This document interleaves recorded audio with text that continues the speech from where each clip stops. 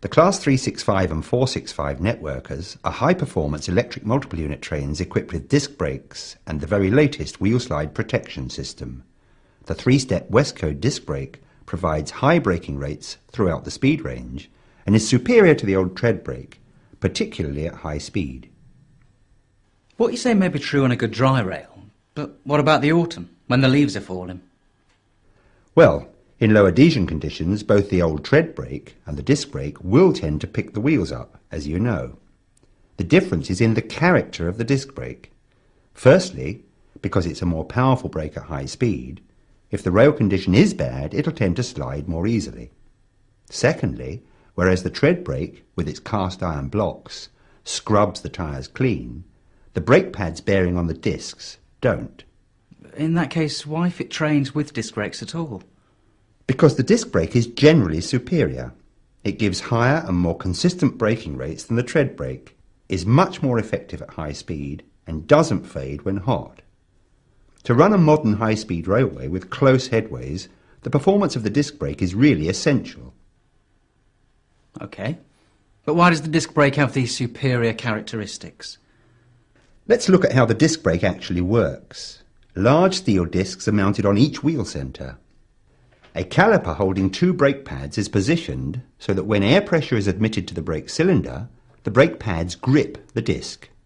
The pads themselves are made of friction material and have a tread pattern like a car tyre. This tread pattern allows the pad to maintain complete contact with the disc when the brake is applied, and also disperses any water on the disc surface. All this adds up to a brake which has a much more effective friction surface and is much better at dissipating heat. The tread brake, usually with cast iron brake blocks, has a less effective friction surface, gets very hot when applied, and has a much greater tendency to fade at high braking rates. However, because the cast iron blocks bear onto the wheel tyres, they do help to clean any contamination from the tyre surface. So what you're really saying is that although the disc is a much better brake in normal conditions, it can be less effective than the tread brake when very poor rail conditions exist. No, not at all. In very low adhesion conditions, the braking curve of the disc brake can be very extended, but it still equals that of the tread brake in the same conditions. It's only because the performance of the disc brake in normal rail conditions is so much better than the tread brake that it seems poor by comparison when things are slippery. But the real issue here is defensive driving. Defensive driving? What do you mean by that?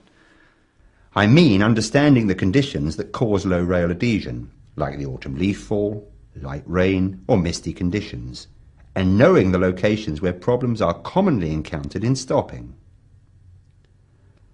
Before you take charge of your train, look at the prevailing weather conditions and give thought to how the train should be handled.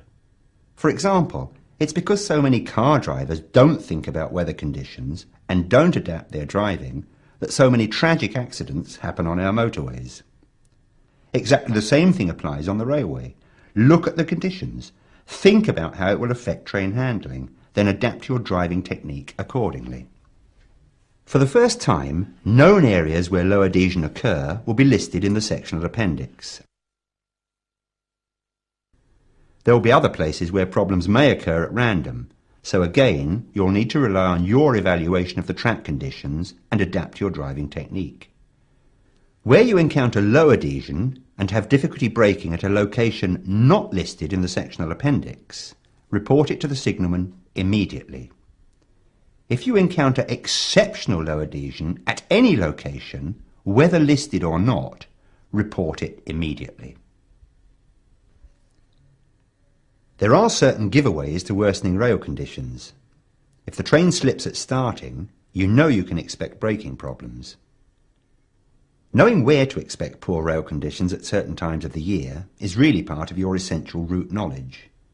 Many difficult locations, like Ainsford, are very well known, and you'll hear other drivers talking about the places that are known low adhesion areas.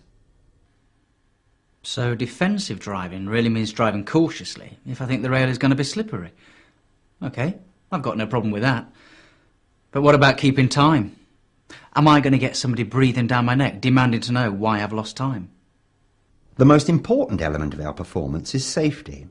If running hard to keep time results in a station overrun, or, worse still, a SPAD, the effect on our customers is 1,000 times more serious than the loss of a few minutes.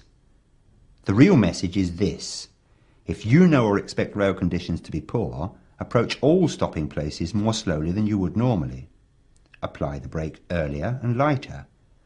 The best way to deal with wheel slide problems is not to get into a wheel slide in the first place. Easier said than done. What about the many times we get caught out? I'm talking about hitting a low adhesion patch totally unexpectedly. It's a bit late then to be talking about braking earlier. You're quite right. But how you handle this unexpected situation is very important. React quickly. Put the brake controller in step 2 and leave it there. You've got an increase to step 3 up your sleeve if you need it. You'll see and hear the WSP activity. Let it get on with the job of making the best of the available adhesion. Whatever you do, don't start fanning or partially releasing the brake. However disconcerting it may seem, the WSP must be left to control the tendency to slide. So now I've lost control of the train?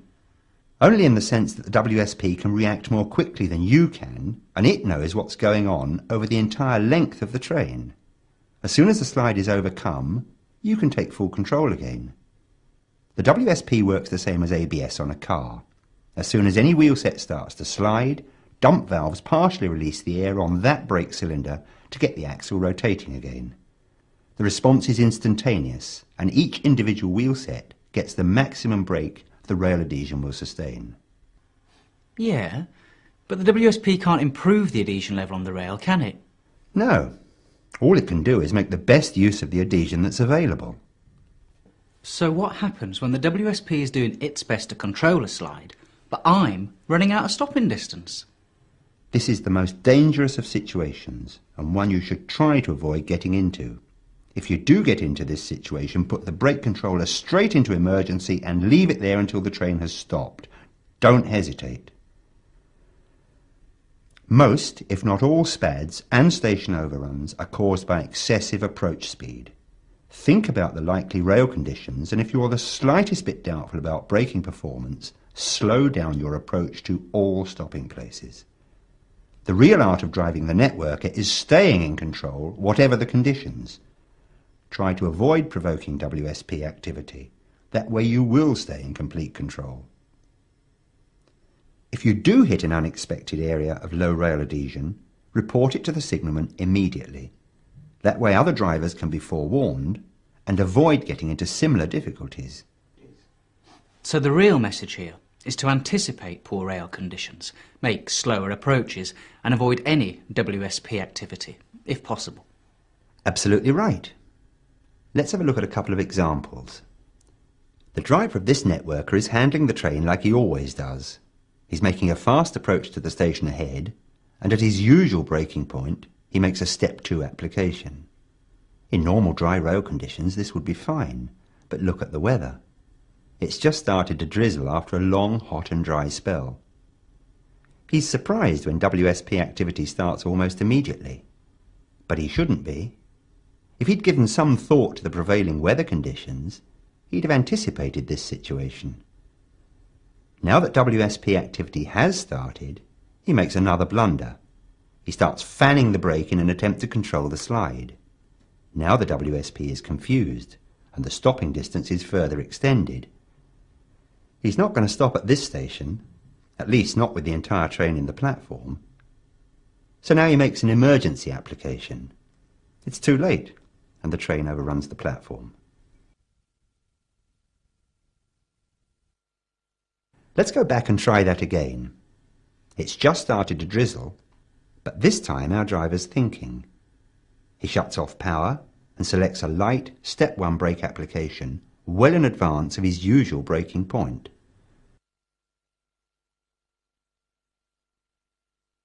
The train is now nicely under control. There's no WSP activity.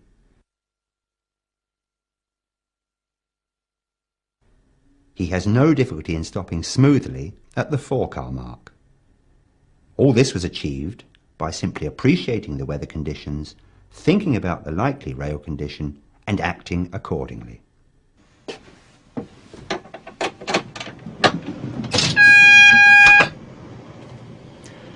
I must say I found this discussion useful.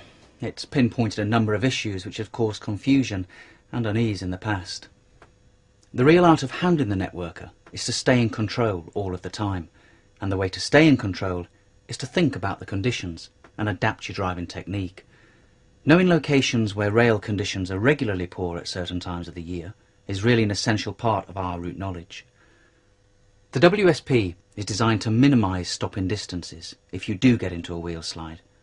When this happens, trust the WSP to control the slide as effectively as possible. Don't start fanning the brake. It'll only make matters worse. If you get into the dangerous position of insufficient braking distance, make an immediate emergency brake application. If you encounter exceptionally low adhesion conditions, let the signalman know immediately. Forewarned is forearmed.